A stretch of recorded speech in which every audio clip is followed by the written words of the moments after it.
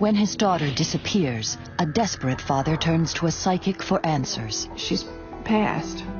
The psychic tells him she's already dead. My mind just didn't want to accept it. But detectives are skeptical.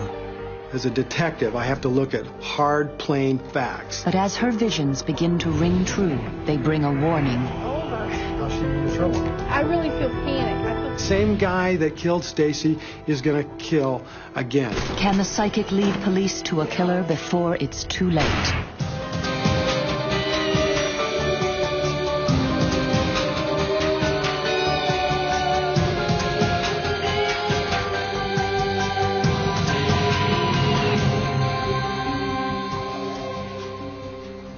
July 22nd, 1992.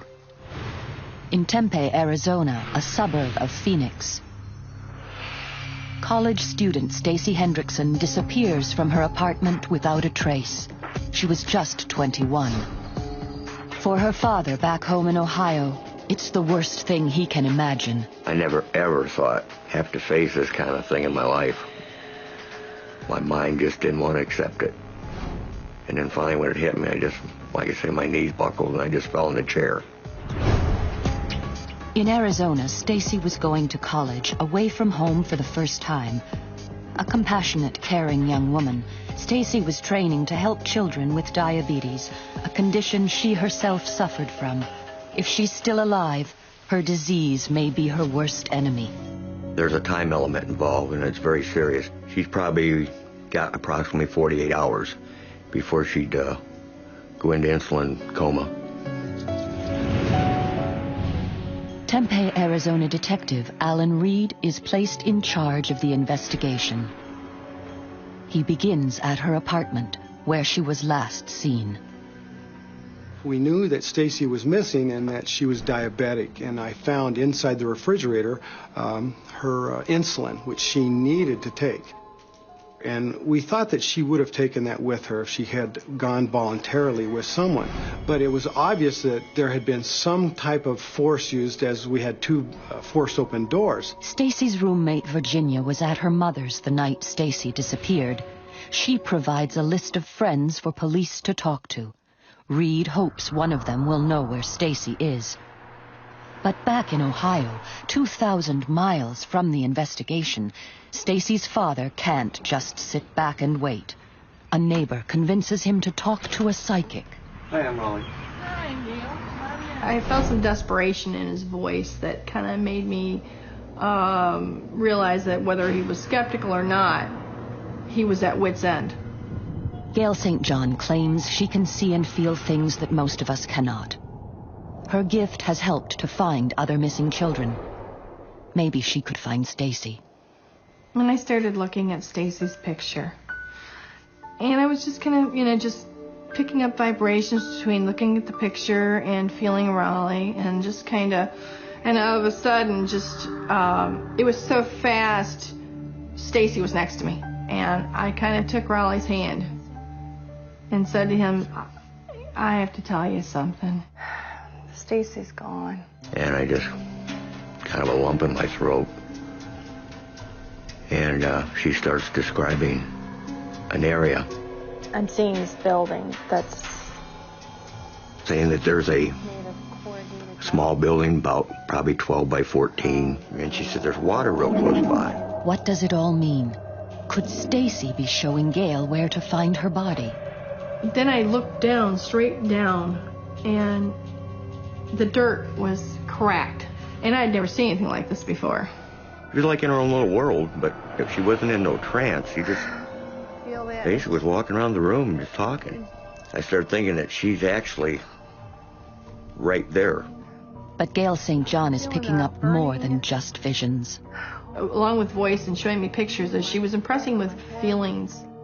It was almost a like rope or something around the wrist, and like I really felt that hot burning when it went into me. I actually saw everything just go black around me. Gail believes Stacy was murdered, bound and shot in the back of the head.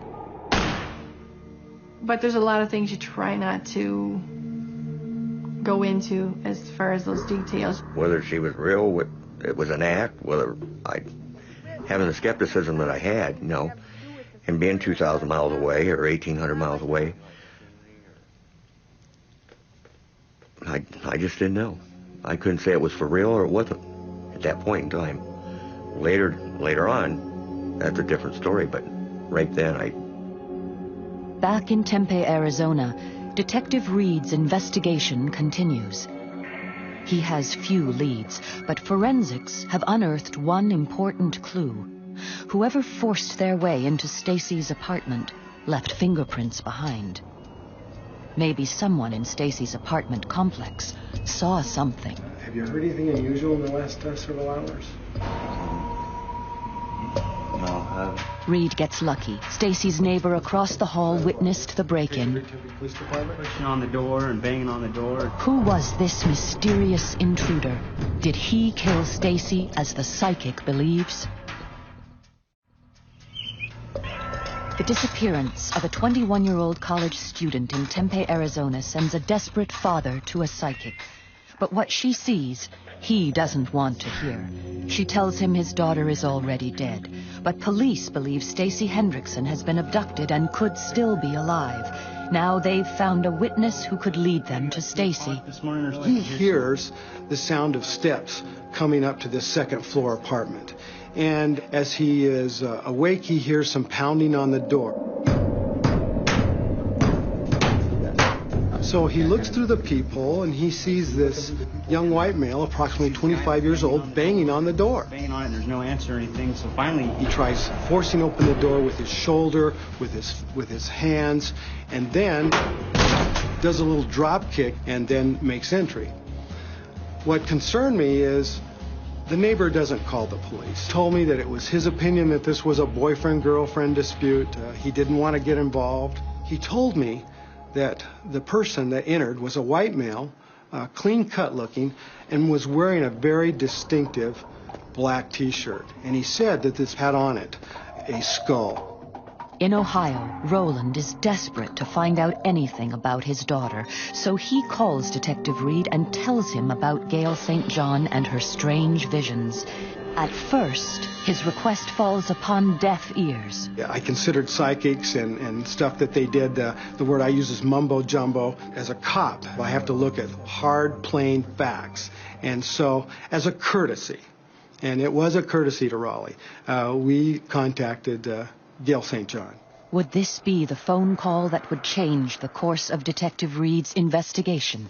I was so busy, and I was so not wanting to waste my time. I gave Gail's number to a partner that was working this case with me. I asked him to call. I kind of felt the skepticism. Gail tells Reed's partner where they'll find Stacy's body. She describes palm trees to the south, a chain-link fence, cracked dirt, a small corrugated shed with a slanted roof. And then she tells the detective something she hasn't told Roland. Gail believes Stacy was murdered, shot in the back of the head. When I first told him that you're dealing with a murder rather than an abduction, he was kind of hesitant. But Detective Reed is not about to turn his missing persons investigation into a homicide based on the word of someone who claims to talk to dead people. The information she had given to us was useless. It didn't lead us anywhere. We couldn't put that information out on a police radio or even begin to look anywhere. And at this point, we don't even have a body. We don't even have a victim. You know, there is really no convincing someone that you're right or you're wrong. You have to let things fall into place. If I tell you something and then later it happens, then it fell into place, now you understand, you believe. 2 days later, after the call, something does happen. Something that will change Reed's skepticism forever. A city worker finds a body in a dumpster next to the Tempe Canal. This was just another routine, if you will, death call for me. But as I drove down that canal road, I start to remember, all right, now, Gail said it was near water. Well, the canal's full of water. I get out of my police car and I see palm trees to the south. I look down and I'm walking on cracked earth. And oh my gosh, I see a rolling machine, which is a conveyor belt. And this machine specifically removes debris from the canal as it floats down and places that debris into a dumpster. The hair on the back of my neck was just standing straight up because everything that Gail had told the police, it was like a picture. It couldn't be a better match. When police remove the body, it's so badly decomposed from the hot sun and water that a photo ID is impossible. Was the psychic right? Is Stacy dead, and could this be her body? The disappearance of a 21-year-old college student sends her father to a psychic. Gail St. John tells him his daughter is already dead. Police believe she could still be alive, but when a body is discovered in a canal, just as the psychic predicted, the lead detective begins to take her visions seriously. Even though I could not make a positive ID of her at that point, based on what Gail said, in my heart I knew that this was Stacy Hendrickson. One other clue convinces Reed the body is Stacy's. Something Gail St. John said. And as I picked Stacy's body up, I could see that she had ligature marks on her wrist and that she had been bound. And she was x-rayed, and it was apparent from the x-ray that she had been shot in the head. And at that point, I became somewhat of a convert to the information and the gift or the ability that Gail St. John had. A hard-boiled detective is now a believer, and with a killer on the loose, he wonders what else Gail St. John knows. Can the psychic really help the cop find Stacy's killer? I can't tell you how astounded I am. I do have a killer out there, and the information you gave us was accurate. I think he, at that point, dropped his skepticism and was more open to saying, okay, now I see what you said was right. Where do we go from here? The next day, Stacy's father flies to Arizona to help ID the body of his daughter. He has yet to see how accurate Gail was. I was hoping it wasn't Stacy. That's what my guts was saying. Still waiting for dental records to make a positive ID, Detective Reed shows Roland 3 earrings that he recovered from the body. I had bought her 3 diamond studs, and they graduated from small to a medium to a little bit bigger. And she was minus an ear on the one side, but this ear had these 3 diamonds in it. And that was a very identifying thing to me. Detective Reed takes Roland to the bleak spot where his daughter was found.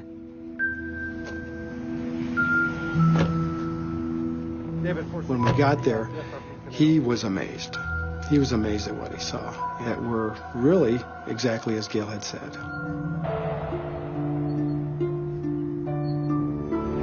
I drill on that constantly.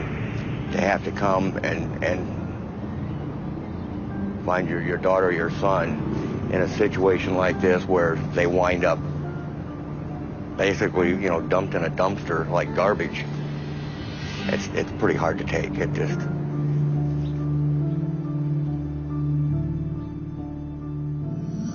Once we had recovered Stacy's body, I can't begin to describe the pressure then that begins. Just as Gail St. John predicted, Detective Reed has a homicide on his hands. Reed now follows up on dozens of leads, but none lead to a suspect. The psychic was right about where Stacy's body would be found and the terrible way in which she died.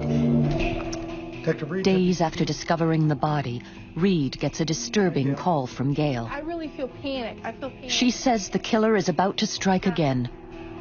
the same guy that killed Stacy is going to kill again. Who's he going to kill? Virginia. I mean, she's real specific. I'm feeling terrible panic now. Stacy's just going wild here. trying to describe what's happening and what's going to happen, and the roommate's life is in danger. She's going to go see this guy, and she's just going so fast. I'm trying to absorb it, and of course, the detectives are you still there? Yeah, but I'm trying to listen to your conversation and hers. And sometimes you feel like you're halfway between two worlds. And part of me goes, this is pretty outlandish. The other part of me says, you know what? I can't disregard it. Look what happened when we went to the scene and found all those things she said. Reed heeds Gail's warning and asks Virginia, Stacy's roommate, to come down to the station. Gail has also told him that Virginia knows the killer and is reluctant to make him a suspect. And about an hour ago. And then I look at her in the eyes, and I said, I just got a call from Gail St. John. And she says that the same person who took the life of your friend is going to kill you tonight. In Tempe, Arizona, a missing persons case has become a full-scale homicide investigation. Eerily, psychic Gail St. John predicted that 21-year-old Stacy Hendrickson had been murdered days before police found her body. Now, Gail is warning police that the killer is about to kill again. She says that Stacy's spirit has told her that the next victim will be her roommate, Virginia. I tell her that Stacy's father had contacted a lady who has a gift. And as I'm talking to Virginia, I'm placing the Polaroids in front of her. And then I look at her in the eyes, and I said, I just got a call from Gail St. John. And she says that the same person who took the life of your friend is going to kill you tonight. And when I said those words, the blood drained out of her face. She turned white, and she teared up. And I'll never forget, she immediately said to me, check out John, check out John. John Adams is a 26-year-old manager of a local fast food restaurant. Adams met both Stacy and her roommate just a few weeks before Stacy was killed. Incredibly, Virginia has a date with him that very night. With no time to lose, Reed tracks down Adams at his workplace. If Gail is right, this man's prints should match the set left on Stacy's door. He was very cordial, and he was very cooperative. He told me that he knew Stacy. He told me that he was dating Virginia. I saw no sign of emotion from him. I asked him if he could assist me in the investigation by allowing me to take his photograph and also to take a sample of his fingerprints. The prints turn out to be a perfect match, but that's not enough to charge Adams. There's no murder weapon and nothing as yet that links him to the shooting. And Gail St. John she's done her job, and it's now my job to build a factual case of things that people understand in court that I can use to put him away. Reed's hard work finally pays off.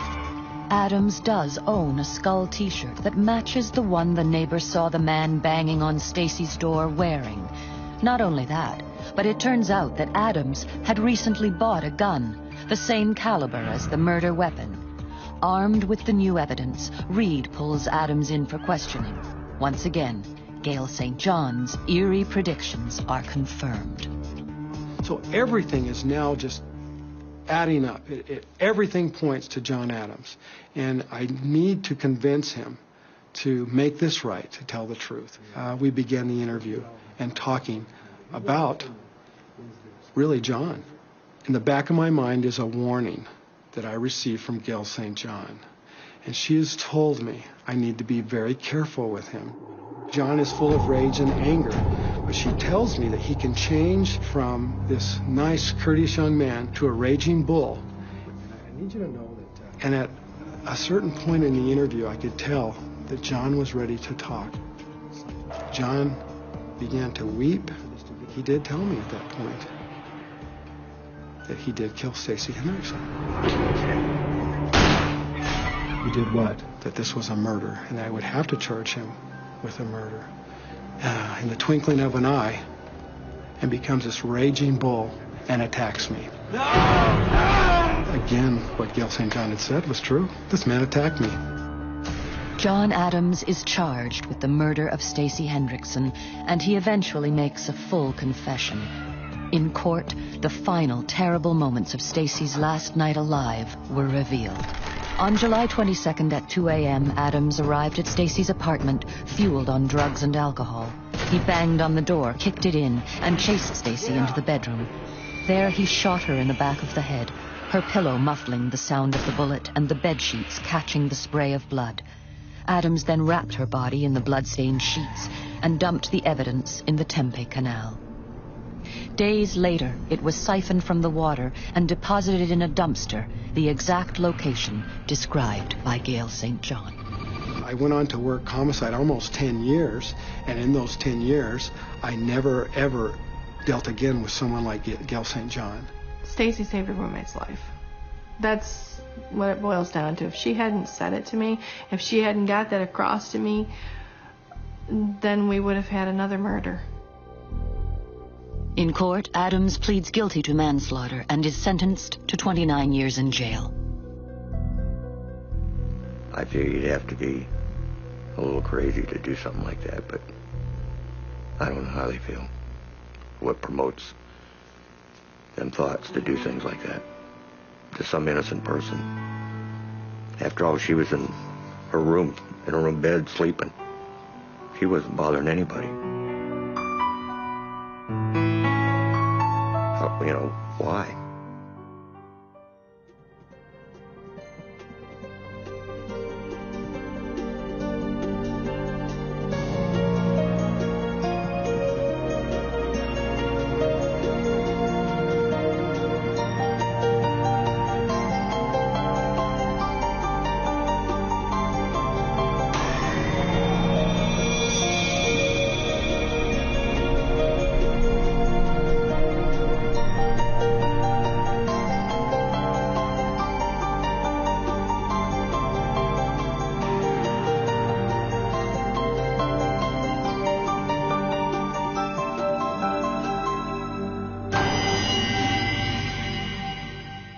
An innocent ride home takes a gruesome turn. It was a crime of absolutely no logical reason. A family's desperate search for their missing brother turns up nothing until a psychic 2,000 miles away tells them where to look.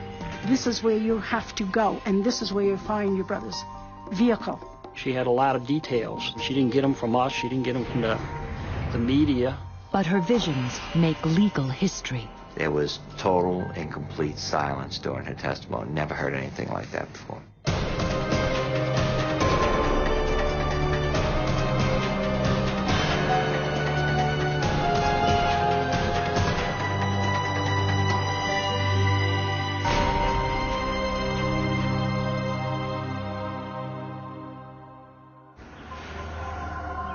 River Ridge, Louisiana, a small town on the banks of the Mississippi River, a suburb of New Orleans.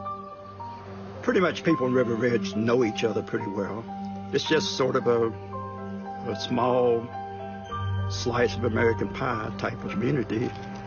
You wouldn't expect a person, particularly a hard-working carpenter, to suddenly disappear. But in June of 1987, that's exactly what did happen. 27-year-old Andre Daigle vanished without a trace. My mother called me Friday morning and told me that Andre was, missing and she hadn't heard from him. We're a close-knit family and very tight, and Andre wouldn't leave the pets without food or water, for one. And the other thing is, generally somebody would hear from him on a daily basis. Andre's older brother Chris contacts the police immediately, but they're not convinced there's a problem and are slow to act. The fact that he was a 27-year-old grown man, the police were like, what makes you think he's missing? But the family believes something is very wrong and begin their own investigation, retracing his last steps.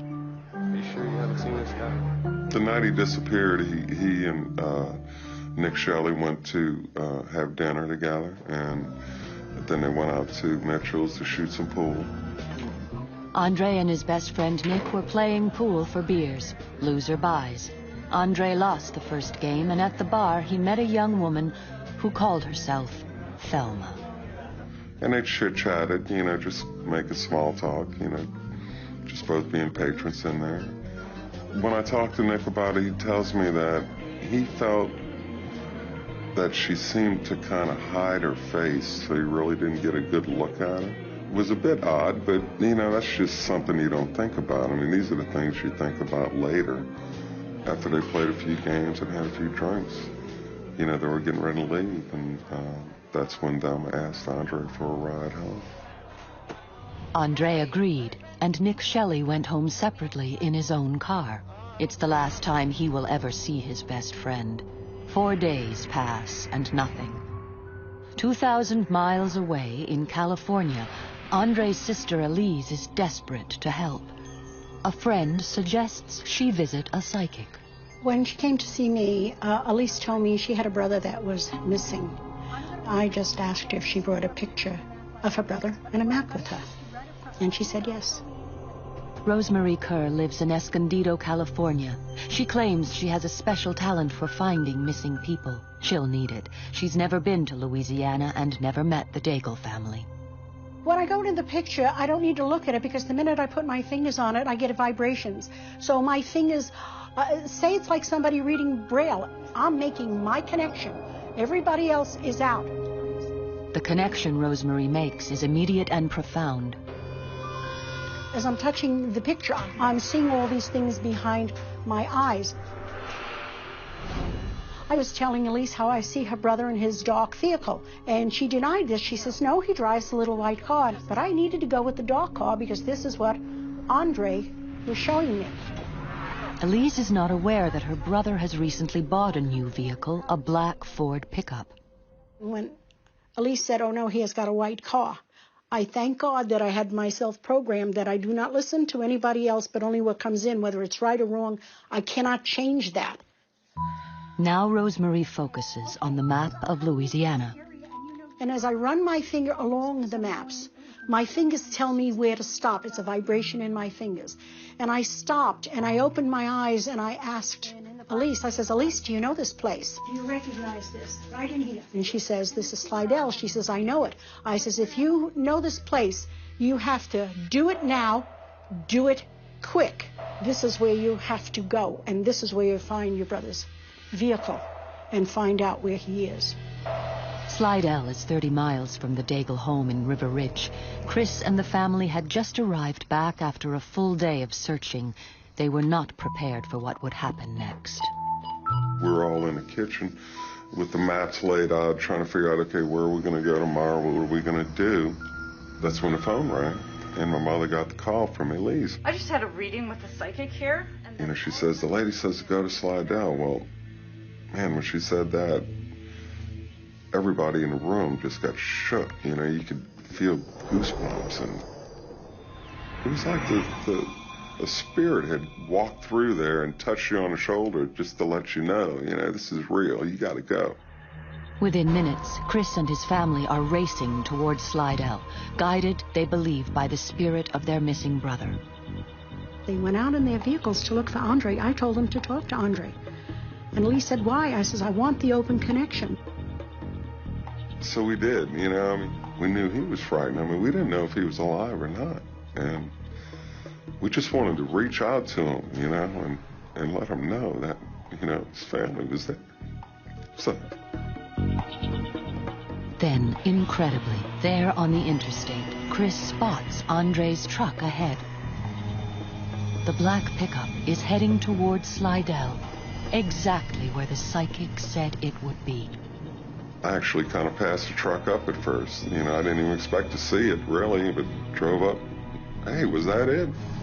Sure enough, that was it. Of course, we didn't recognize who was in the, driver's seat and who was in there driving it. How could a psychic 2,000 miles away know where to find Andre's truck? But where is Andre? And who's at the wheel? In River Ridge, Louisiana, the mysterious disappearance of 27-year-old Andre Daigle has his family searching everywhere. 5 days pass without any success. Then, a California psychic 2,000 miles away points them in the right direction. This is where you have to go, and this is where you find your brother's vehicle. And sure enough, going down the interstate on our way to Slidell, and there was the truck. Of course, we didn't recognize who was in the, driver's seat and who was in there driving it.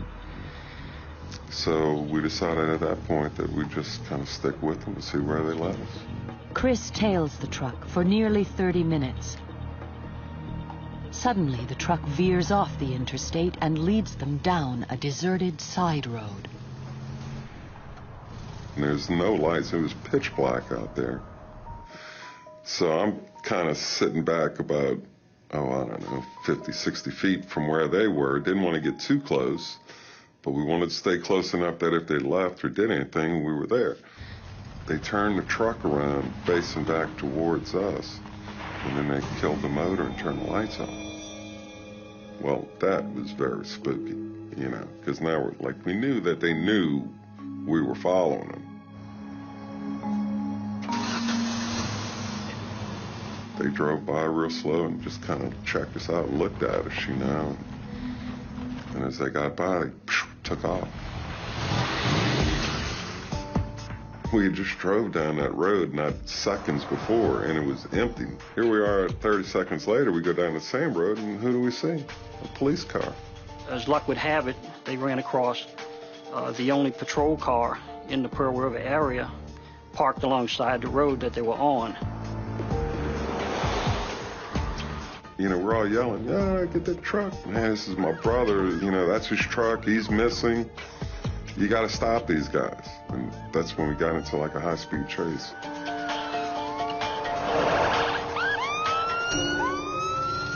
When police forced the truck to pull over, they believe they're investigating a stolen vehicle. As police search the truck, they find both guns and ammunition. We didn't care about them. We didn't care about the truck. We didn't care about anything. We just wanted to know where was Andre. So I kind of walked up a little bit closer, and I asked him, I said, "Where's my brother? What'd you do with my brother? Where is he?" Well, of course, they wouldn't answer. But where is Andre? 2,000 miles away in California, psychic Rosemary Kerr believes she knows the answer. When I felt myself holding my head and basically speaking louder and louder and louder because I could feel the pain, and I started yelling to Elise, "My head is killing me." And as I felt that, I went into, I want to say, a different mode, because I knew that I was looking for somebody that had already left the earth plane. But Rosemary withholds this piece of information. Elise did not ask if her brother was alive or dead. I am just the conductor of the words. I'm just a channel. But in order for it to be done the proper way, it has to go through the proper channels. It's for the authorities. And the authorities were working fast. They identified the two men as 24-year-old Charles Gervais of New Orleans and 21-year-old Michael Phillips of Kenner. The two are brought in on weapons and stolen vehicle charges. These two were not new to crime. Captain James Gallagher of the Kenner Police Department is one of the officers in charge of the investigation. The chief and his officers began interviewing Charles Gervais and Michael Phillips as to how they came in possession of the truck. At first, Gervais isn't talking, but under questioning, his friend Michael Phillips eventually cracks. He describes a senseless, brutal murder, a murder committed, he says, by Gervais. Once Charles realized that Mike was talking to the authorities, he demanded to speak to him, wanted to get the record straight. They talked about how they had Andre brought back to their apartment with Thelma. At some point they retrieve a claw hammer out of Andre's truck. Then they take turns beating him with his own claw hammer. The killer's motive was more extraordinary than even the police could have imagined. The question was asked, why would you kill Andre? What was the purpose behind it? And Gervais tells me this story about hearing about a prostitution ring somewhere in Texas. And him and Mike decide, well, we don't want to work for a living. We'll just go to Texas and we'll kill whoever's running this operation and we'll take it over and the women will work for us. So they decide, well, if we're going to do this, we have to know before we get involved that we can actually take a life. So They come up with the scheme of sending Thelma out to bars and to look for someone, anyone, whoever she brings home, that person's going to die. And unfortunately, in this case, the person she brought home was Andre. Andre Daigle was simply in the wrong place at the wrong time, picked at random and killed as a dress rehearsal for a gangland hit, his body dumped in a swamp. Gervais showed no remorse. He wasn't sorry that he did anything. Didn't bother him, you know, that he had destroyed a family, you know, and taken away someone's son. Once police recover the body, both men are charged with first-degree murder and a warrant goes out for their accomplice, 21-year-old Thelma Horn of Kenner. Now police have to inform the family of their worst fear. Their youngest son, Andre, is dead. You know, I never dreamed he would be dead. You know, we needed to believe he was alive. We needed to believe that we could find him. We needed to believe that, you know, that we could help him. And so we really thought we were. You know, we thought we were going to find him alive. I thought we were, but it didn't work out that way. But at least we were able to find him and find the people who committed the crime. But this case is far from over. Even with a confession, both men could still plead not guilty in court.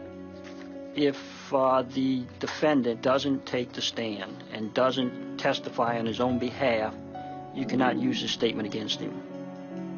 In Louisiana, a not guilty plea can lead to the death penalty. Gervais sees the writing on the wall, admits his guilt, and is sentenced to life in prison. But Thelma Horn and Michael Phillips roll the dice. They plead not guilty and opt for a trial. I think Michael was more concerned about consequences. He knew that we already pretty much had the whole story of what occurred, but he wanted to try and downplay his participation. Gallagher needs as much evidence as possible. When he learns from Chris that it was a psychic's vision that led them to Andre's truck and exposed their killers, he reluctantly gives her a call. You know, I deal with facts. I deal with things, you know, tangible things. And up until that point, I was still trying to figure out, you know, what the angle was. How did this happen? Hello?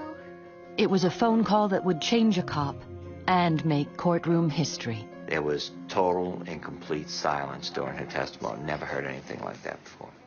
In Louisiana, the disappearance of a 27-year-old carpenter, Andre Daigle, has ended in murder.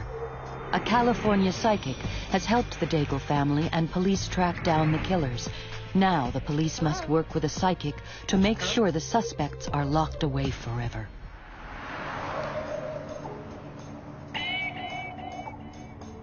Well, I learned that the way these people were actually caught was a tip from a psychic, a lady named Rosemarie Kerr, who lived in California.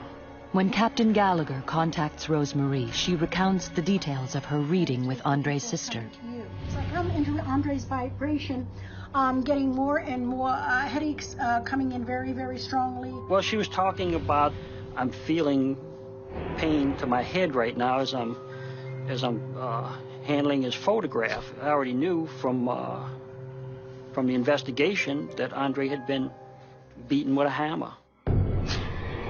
The autopsy revealed that Andre had been struck 10 times in the head.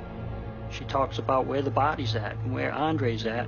I could see and also feel a freeway or a roadway that was to my right and high above me. I knew there was a railroad track to the other side. I knew there was marshes there. The number 7 kept coming in and coming in very strongly. When Gallagher travels back to the location where Daigle's body was found, he's amazed at the psychic's accuracy. We got off on exit number 7 right down the road to get here. As Rose told me during my interview with her, she described a long bridge, and what we have behind me here is Interstate 55, which runs for about 24 miles, elevated through the swamp. She indicated there'd be water all around Andre. Well, here we are, next to the swamp here. She had a lot of details that no other way she could have gotten them. She didn't get them from us. She didn't get them from the media, and it just, I was amazed, but I became a believer after talking with her. He was kind of flabbergasted because he had never worked with a psychic before, and he wanted to know how I knew all these things. But what was so lovely about him, he's accepted me for who I was. He questioned me very, very thoroughly, wanting to know how I work and how I know it. And though I could feel skepticism at first, he, as we talked and talked and talked, he accepted the fact because he was able to verify the information that was given to him. You have to be a believer because there's no other, there's no explanation for what she gave him other than that she has a gift. But could a psychic's visions hold up in a court of law? W.J. LeBlanc, a Louisiana district attorney, thinks Rosemary's testimony is key. When I first took the case, I really didn't have an expectation that the psychic would testify. I read through the file. It was almost too fantastic to believe in terms of what role she played in the apprehension of these individuals.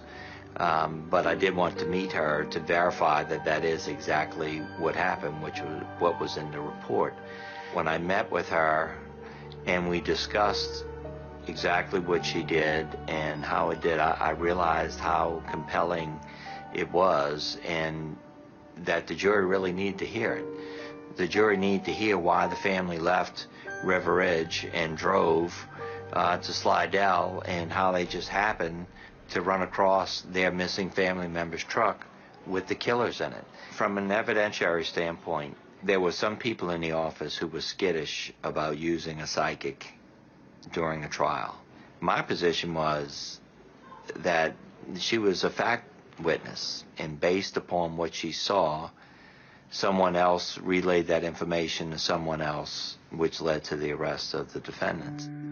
The brutal and bizarre murder of Andre Daigle makes front-page news, but what really grabs headlines is the psychic. This case, in many ways, was sort of a bellwether case in establishing psychic involvement as an important forensic tool in conducting investigations in cases that were very difficult.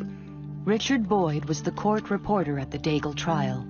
In my 10 years of covering courts, it was the most amazing, astounding chain of circumstances that I ever ran across.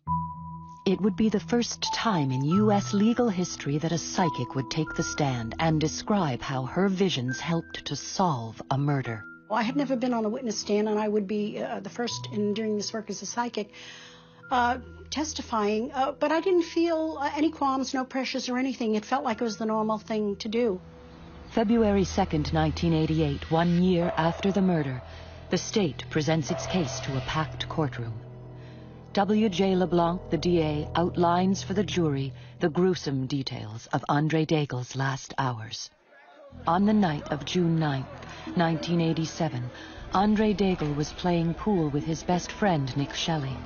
At the bar, he meets a young woman, Thelma Horn. She later asks for a lift home. Inside the apartment, Charles Gervais and Michael Phillips ambush Andre, attacking him with a hammer taken from a toolbox in his truck. Their botched murder finally ended when the two men used a vacuum cord to strangle Andre to death. They wrapped his body in a curtain and hid him in the back of a couch.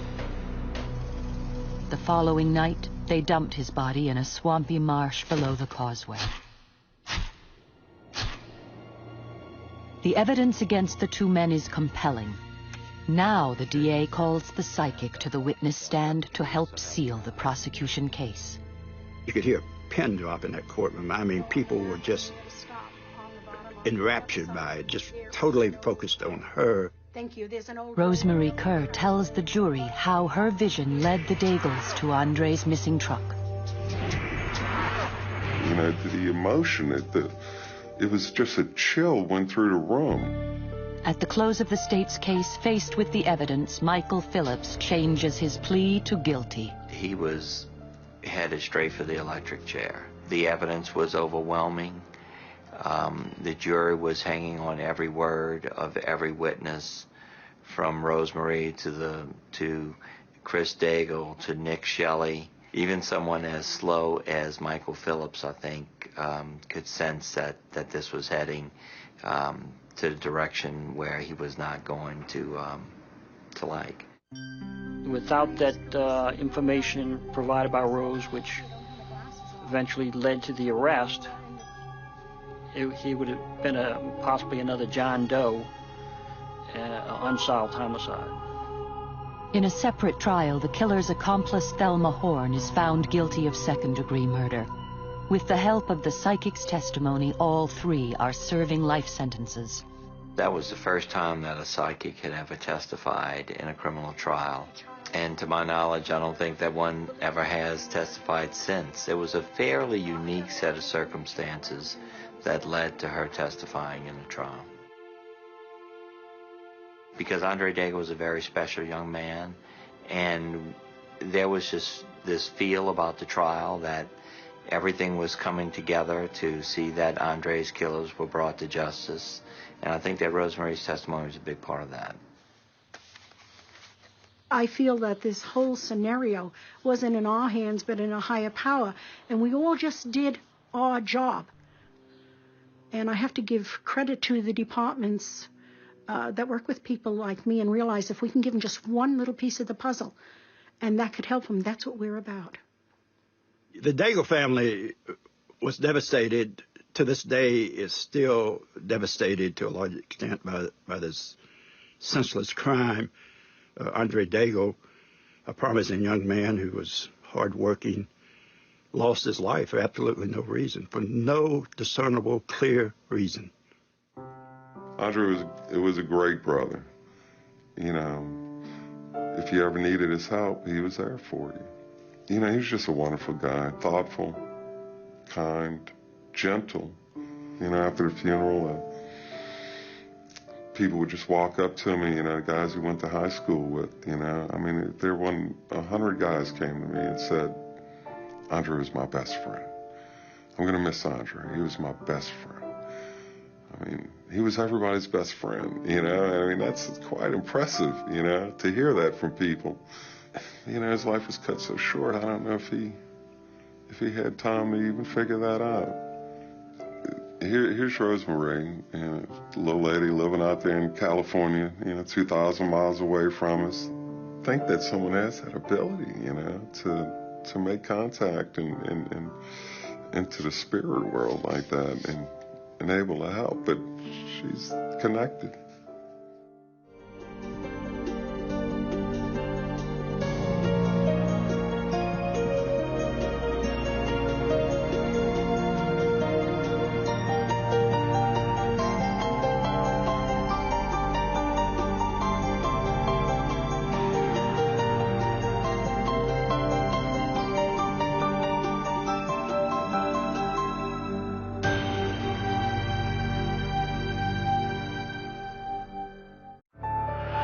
A lazy summer day at the lake turns to panic. I said, "Where's Tom?" When a 5-year-old boy disappears. I wondered if he was dead. Police think he's drowned, but a local psychic says he's lost in the forest. I could see this little boy lying under a very large tree. Is the psychic right?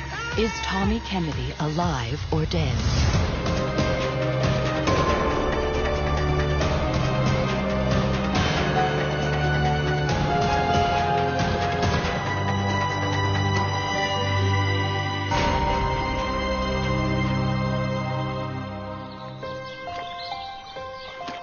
Empire Lake in picturesque upstate New York, a favorite spot to spend a summer afternoon, especially in the mid-70s. It was a place where people could go and relax, or bring their picnic lunches and have a nice time.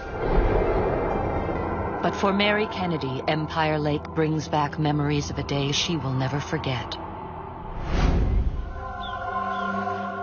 On a hot summer day in 1975, Mary Kennedy and her family head to Empire Lake to spend the day swimming. My fiance and his 2 daughters, Siri and Lisa, and my 2 sons, Ben and Tom, we decided to go down to the lake and give the children a chance to cool off. After swimming, Fred takes the kids for a nature walk. It was all 4 of the children. I really don't remember why I didn't go. Fred and the kids disappear into the woods. While everyone was hiking, I was lying on the blanket, enjoying the day. Knowing me, I probably had a book with me. But that enjoyment was about to end. I see Fred and the children coming towards me. Everybody was sweaty and happy, and I don't see Tom. Tommy is Mary's youngest son. He's 5 years old. I felt a moment of panic. Fred comes up to me and I say, "Where's Tom?" And Fred says, "I sent him back to you." Fred says Tom wasn't wearing shoes and he complained his feet were hurting. I sent him back to you just at the beginning of our trip. He was whiny and didn't seem to want to do the walk, and so I sent him back to you. He thought that Tom was more competent than he was. I would not have done that. Oh my God. Where's my child? Mom! Help me!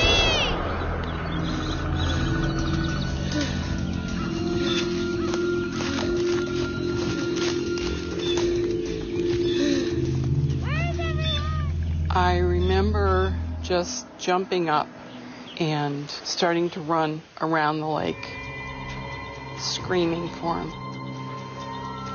They search frantically, backtracking their walk. Perhaps he's just hiding.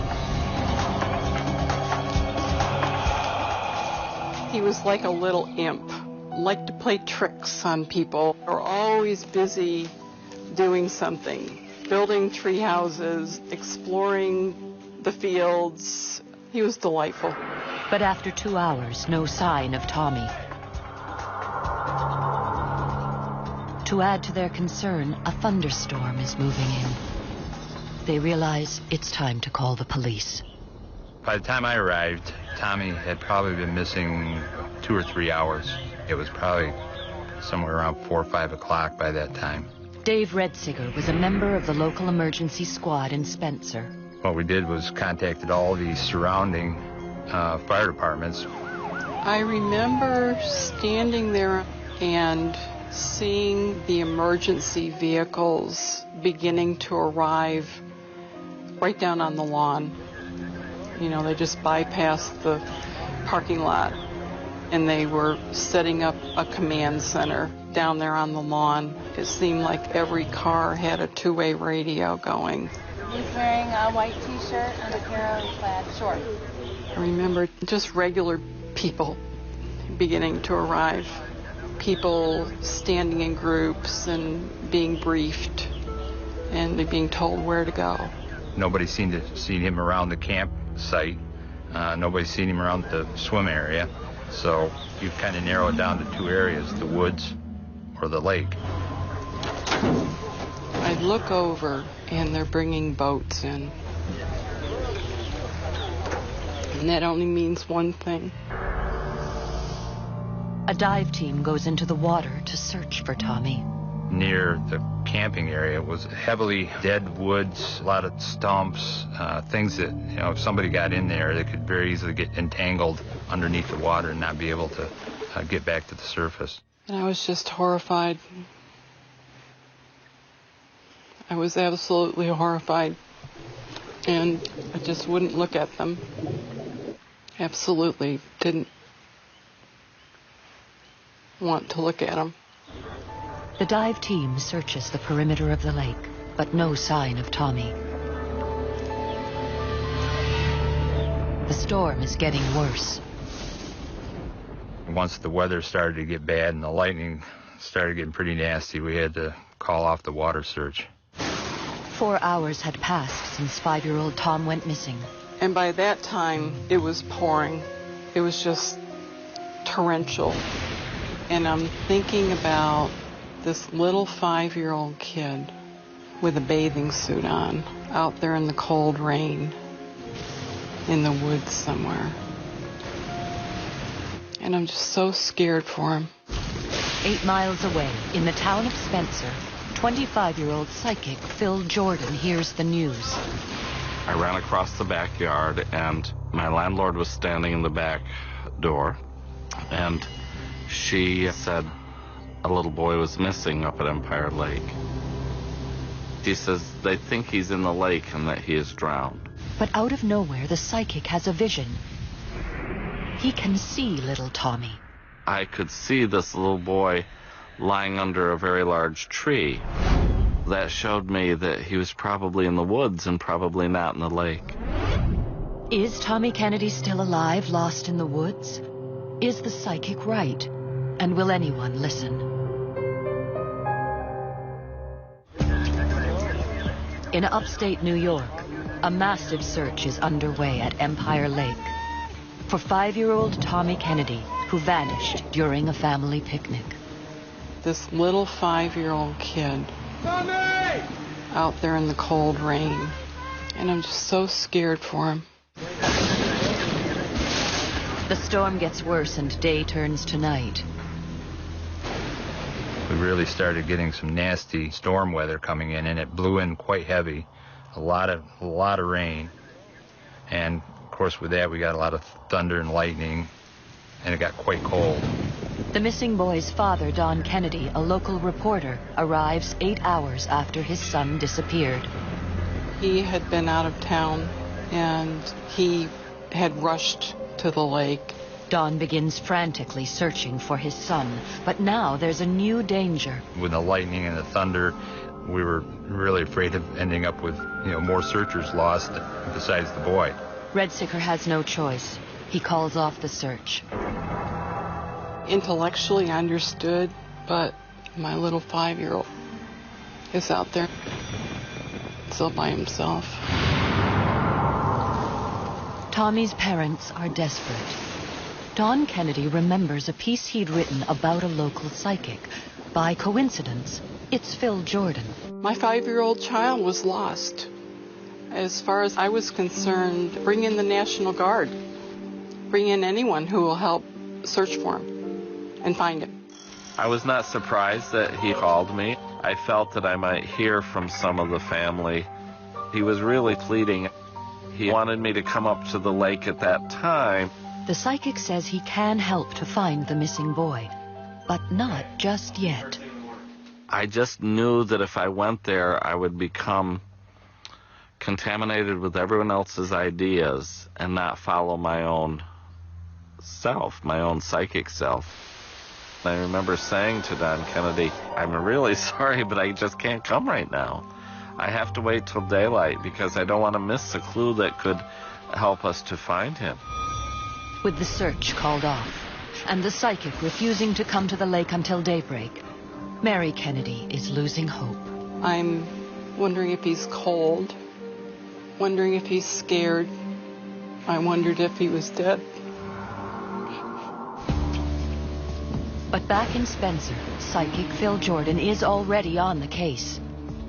I sometimes leaf through the Bible and just point to something. And there was a phrase, and it said something about the children going into the woods. Suddenly, the psychic has a vision of exactly where to find Tommy. Although he's never been to Empire Lake, he begins to draw a map. The first thing I knew was that down to my left, there would be 3 boats. And then I could see the building across the lake. And I knew I would have to go into the woods behind the building till we find a clearing. So I drew that all on the map. But can this crudely drawn map lead to Tommy Kennedy? It's 5 a.m. The storm is over. Tommy Kennedy has been missing an agonizing 16 hours. No parent should have to spend a night like that. I don't remember whether we ate supper what we said to each other, it's blank. Hundreds of volunteers from miles around gather at dawn to resume the search. There were several fire trucks with personnel on them, at least one ambulance. We got the people together, told them what the boy's name was, and then had them search areas around the lake into the wooded areas, but we concentrated on the area immediately around the camping area and the bathing, swimming area. I was just tremendously grateful that all these people just showed up. Psychic Phil Jordan also arrives at the lake to help with the search. I met Dave Redsicker, who was a friend of mine, but was the investigator in charge. Even I says, well, I have this map. I was shocked. As simple as the map was, the things that he had drawn on the map were right there. The 3 boats were there, exactly as I had drawn. And across, you could see a large tent. And I said, that has to be the building. We'll go in behind the tent. But the searchers think he's wrong. And what he was describing was an area that we hadn't searched yet, because it was an area that we figured was the most remote area, or most unlikely area that this child would have gotten into. But the psychic is confident his map will lead to the lost boy. Before he begins his search, the psychic makes an unusual request. He asked me for an article of clothing that belonged to Tom. So I asked Phil Jordan if one of his little sneakers would be okay, and Phil said absolutely. His mom made sure I had that sneaker, and I tucked that into my belt, and I focused on Tommy Kennedy and finding him. 250 rescuers searched the south side of Empire Lake, the area closest to the spot where Tommy was last seen. Meanwhile, Phil Jordan and 2 volunteers, armed only with a psychic map and a little boy's shoe, head in the opposite direction. There was myself and these 2 men that I didn't know. I just wished them good luck, and they headed out into the woods. 25-year-old Phil Jordan has never tested his psychic powers in a life-and-death situation before, and he's never been to Empire Lake. But he has faith in his map. I know we're going to find him, and we will find him within an hour. Tommy! Every little ways I would stop, and I'd say to myself, okay, we have to keep going straight. Now we have to turn left. Tommy! Now we have to go up here. We have to go a little bit to the right. And I remember talking to myself through the whole thing so I could block out any of the ideas that others had. Tommy! It was rugged terrain. There was a hiking path, but it was uphill. A lot of woods, a lot of trees falling across the path, and treacherous going. Is it possible that a 5-year-old without shoes could have strayed so far? The psychic is now deep in the woods, 2 miles from where Tommy Kennedy disappeared. And so far, the psychic has turned up nothing. And now, one of the 2 men with him is starting to have doubts. One of them kept saying, everything you're describing is in another direction. Yet hundreds of volunteers searching in the area where he should be can't find a trace of Tommy either. Nothing. It was as if Tom had just vanished. The psychic struggles to keep his vision. And that's when I would refer to the map and hold on to his sneaker and say, Tommy, I'm coming, I'm going to find you. But now even the psychic starts to doubt his map. I was all ready to say, well, maybe we should check that other area and come back here later today.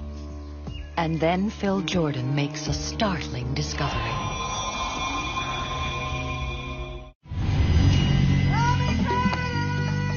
On the shores of Empire Lake in upstate New York, Mary Kennedy waits desperately for any news of her 5-year-old son Tommy, who's been missing for over 16 hours.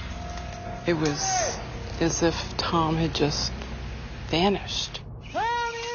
Hundreds of searchers comb the area around the lake where the boy disappeared, but with no luck. Yet 2 miles away, psychic Phil Jordan, following his crude map, has stumbled across a child's footprint. It was right in front of me. I looked at that footprint and I thought, oh, we must be close, and I got goosebumps, you know.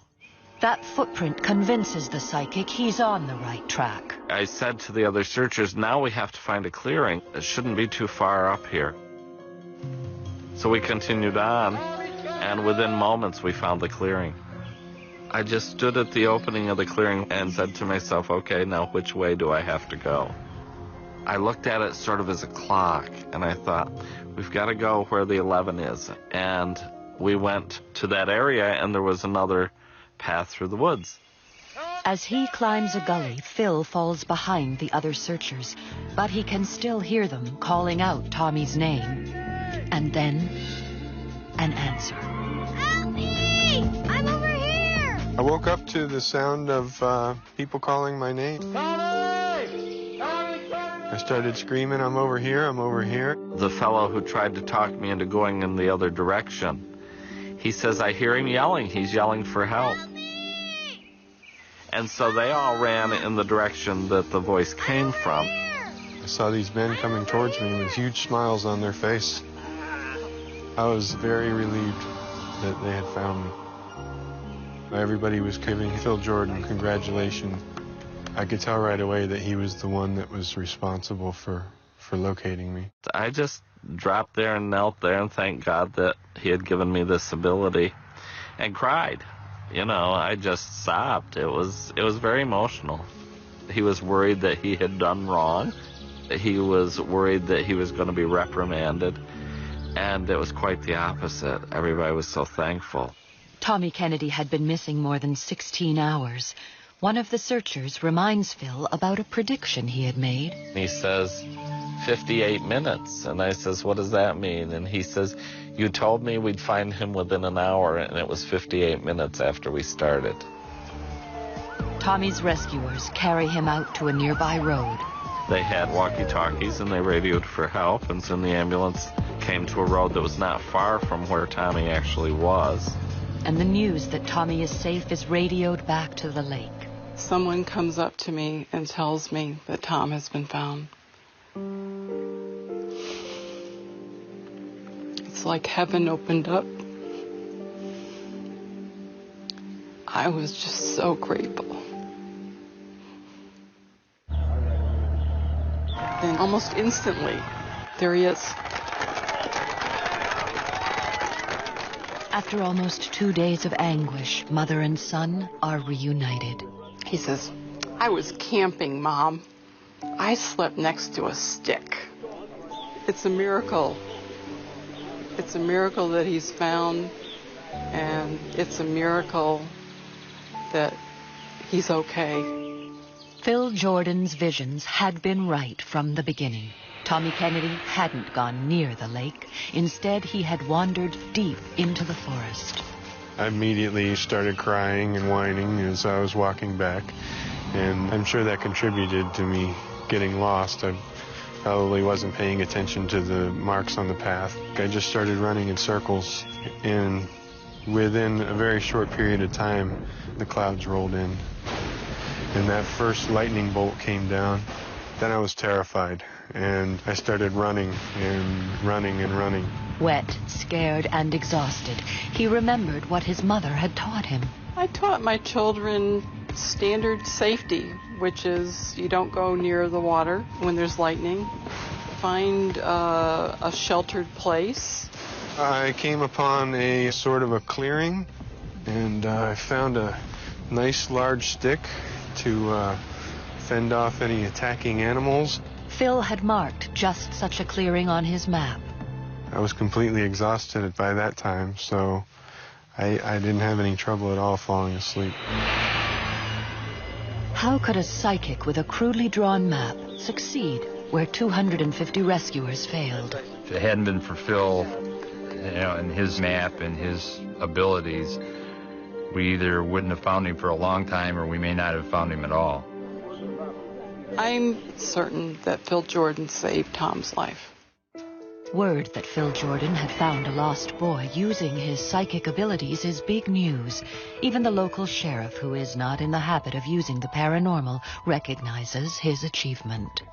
And he says, I would like you to become deputized so that if we have other cases, you can work more freely with law enforcement. So help me God. At that time, Phil was the only deputized psychic that I was aware of in New York State. Phil Jordan's amazing accomplishment at Empire Lake paved the way for psychics all over America to team up with police in solving difficult cases. It was truly an honor to be deputized because at that time in history, psychics were just beginning to be used a little bit in police work. It's now 32 years since psychic Phil Jordan found little Tommy Kennedy lost in the woods. They haven't seen each other since. Until today. Good to see you. Well, Phil still has the shoe that helped him to find Tommy so long ago. I put it in my belt, and I'd say, okay, Tommy, tell me where you are. Do you remember that day? I do. I remember running through the woods. I remember the lightning. I remember finding a stick to sleep with. Seeing I remember. the wild bear. Exactly. Yeah, like my 5-year-old with a stick is going to do something That's to right, a bear. That's right. But well, you were using your head. Yeah. That's the best way you knew how. Right. Yeah. And the next thing I remember is hearing you guys. I heard you calling for me and waking up. It was that day that I proved my ability to myself. And from then on, no one's ever convinced me that I can't do what I do. Without him, they might have been looking for my bones,